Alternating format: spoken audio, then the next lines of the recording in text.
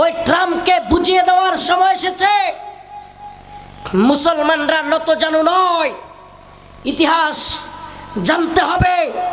Donald Trump, তোর বাপ দাদাদেরকে জিজ্ঞেস কর, জর্জ ডব্লিউ বুশ তোর চাইতে অহংকার নিয়ে আফগানকে মাটির সাথে মিশিয়ে দেওয়ার কথা বলেছিল।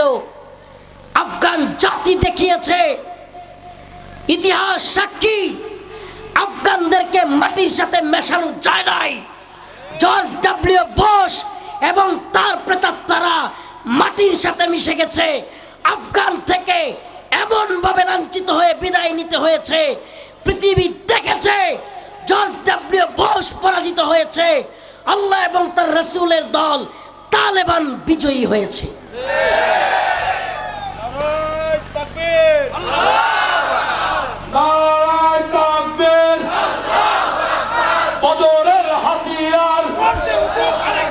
আমার ভাই বলল কেন? জাতিসংঘ জবাব চাই। আমার বোন বলল কেন? নারায়ণ তাকবীর। কিন্তু যদি পৃথিবীর সমস্ত ভূখণ্ডের মুসলমানরা এমন হিম্মত করত, গলার অবস্থা তো নাই, সারাদিন চিল্লে গলা তো শেষ। পৃথিবীর সমস্ত ভূখণ্ডের মুসলমানরা যদি এভাবে চিন্তা করত যে হে আমেরিকার লাল কুত্তার বাহিনী, হে ডোনাল্ড ট্রাম্পের বাহিনী, শুনে রাখ, যদি তোরা ইসরায়েলকে সহযোগিতা বন্ধ না করিস, পৃথিবীর সমস্ত ভূখণ্ডে তোদের সমস্ত দূতাবাসের ইটগুলো মুসলমানরা খুলে নিয়ে আসবে। দেখতেন আর সাহস পাইতো না ইসরায়েলিদের পক্ষে সাপোর্ট দেওয়া। কথা সত্য না মিথ্যা? সাহস পাইতো? আপনি সারাদিন নৌকায় বসে চিল্লান, আমেরিকার কি যায় আসে? কোন ইসরায়েলের কি যায় আসে? আমি আপনি সারাদিন চিল্লাইলেও এদের যায় আসে না। কিন্তু যখন ওরা বুঝবে না পাবলিক খেপে গেছে, আমরা যেমন মারি, পাবলিক দেশে দেশে আমগরও পিটাবে।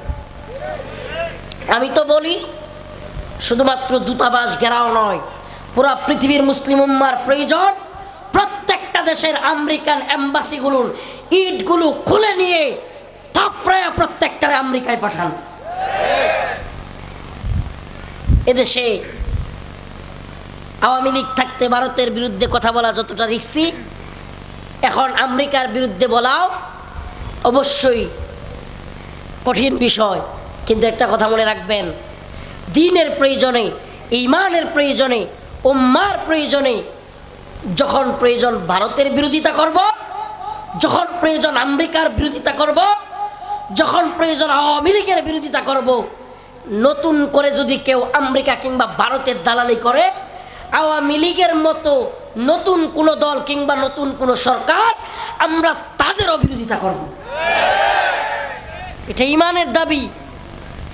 আমাদের বিষয়গুলো বুঝতে হবে, ঈমানের কনসেপ্ট ক্লিয়ার থাকতে হবে।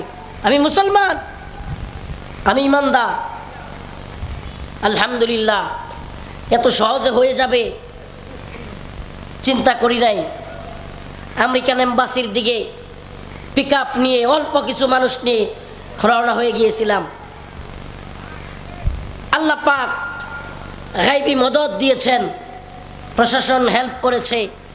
আমরা যে লিখিত বক্তব্য নিয়ে গিয়েছিলাম প্রশাসনের সহায়তায় একেবারে আমেরিকান এম্বাসির ভিতরে নিজে গিয়ে দিয়ে এসেছি প্রতিবাদ লিপি, এবং বলে এসেছি তোমরা যদি গাজার সহযোগিতা ইসরায়েলের পক্ষ নেওয়া বন্ধ না করো, তোমরা যদি গাজায় মুসলিমদেরকে এভাবে হত্যাযজ্ঞ চালাতে থাকো, তাইলে আমরাও তোমাদেরকে বিশ্বব্যাপী প্রতিহত করব ইনশাআল্লাহ। আমাদের পক্ষ থেকে এটাই তোমাদের প্রতি সুস্পষ্ট মেসেজ। প্রিয় ভাইরা আমার, বন্ধুগণ আমার, আপনাদেরকে বলি, অনেক গদবাদা ওয়াজ মাহফিল শুনেছেন, অনেক সময় পার করেছেন। প্রিয় মুসলিম উম্মাহ, আজকে ফিলিস্তিনের যেই ভয়াবহ অবস্থা, আল্লাহ না করুক কালকে ভারতেও এই অবস্থা হইতে পারে, এর পরের দিন আপনার আমার হইতে পারে। অলরেডি ভারতে ওয়াকফ বিল নামের একটা নতুন বিল পাশ করেছে, যেখানে মুসলমানদের মসজিদ মাদ্রাসা ওয়াকফকৃত সম্পত্তিগুলো দখল করবার জন্য তারা নীল নকশা করতেছে। মুসলমানদের মসজিদ মাদ্রাসা দখল করবে, এই যে একটা নতুন প্ল্যান, এতে করেই বোঝা যায় আল্লাহ না করুক সামনের দিনগুলোতে ভারতেও মুসলমানদের ভয়াবহ পরিস্থিতি তৈরি হবে। অলরেডি কাশ্মীরে, আসামে, উত্তরপ্রদেশের পরিস্থিতি ভয়াবহ। আস্তে আস্তে যদি দেয়ে আসে এই ভূখণ্ডের দিকে, তখন আমাদের কি হবে? এজন্য আল্লাহ পাকের সেই ঘোষণা, ওমা লাকুম লা তুকাতিলুনা ফি সাবিলিল্লাহ ওয়াল মুস্তাদাফিনা মিনার রিজাল ওয়ান নিসা ওয়াল উইলদানি আল্লাযীনা ইয়াকুলুন রব্বানা আখরিজনা মিন হাযিহিল ক্বরিয়াতিজ যালিমি আহলুহা ওয়াজআল লানা মিন লাদুনকা ওয়ালিয়্যা ওয়াজআল লানা মিন লাদুনকা নাসীরা।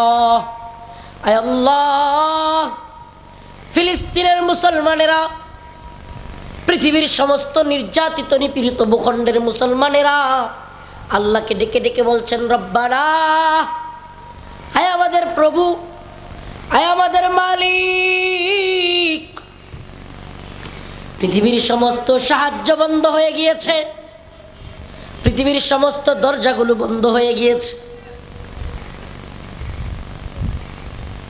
আখরিজনা, অতএব আমাদেরকে বের করেন, মিন হাযিহিল ক্বরিয়াতিজ যালিমি আহলুহা, এই ভূখণ্ডের মানুষরা বড় জালেম। ওয়াজআল লানা মিন লাদুনকা ওয়ালিয়্যা, আমাদের জন্য অভিভাবক পাঠান। আয় আল্লাহ, আমাদের জন্য যুগের সালাউদ্দিন আইয়ুবীকে পাঠান, আমাদের জন্য যুগের মুহাম্মদ বিন কাসিমকে পাঠান। আয় আল্লাহ, আমাদের জন্য